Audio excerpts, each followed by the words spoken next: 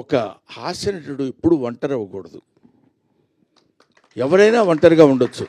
ఎందుకంటే అండి, ఒక చిన్న మాట చెప్పాలి. తెల్లవారు లేస్తే మిగతా హీరోలందరూ, హీరోయిన్స్ అంతా ఎలా ఉంటారో నాకు తెలియదు, విలన్స్ ఎలా ఉంటారో తెలియదు, కానీ కమెడియన్స్ మాత్రం మిమ్మల్ని ఎలా నవ్వించాలి, మామూలుగా ఉన్న ఫేస్ కూడా వికృతంగా పెట్టడానికి ట్రై చేస్తాం. అడిగారు గారు అనాలి అంటే నవ్వుతారేమో ఆశ. అలాంటి అనేక రకాలైన ఎక్స్ప్రెషన్స్ పెట్టి మిమ్మల్ని నవ్వించి మీ ఆశీస్సులు పొంది 10 కాలాల పాటు బతుకు తెరువు సాగించాలనుకునే నటుల్లో హాస్యనటుడు ఒకడు. కాబట్టి హాస్యనటుడు ఎప్పుడు ఒంటరి వాడు అవ్వకూడదు, వాడికి అందరూ ఉండాలి. ఎందుకంటే అతని ప్రవృత్తి, అతని వృత్తి ఏంటంటే మనల్ని నవ్వించడం.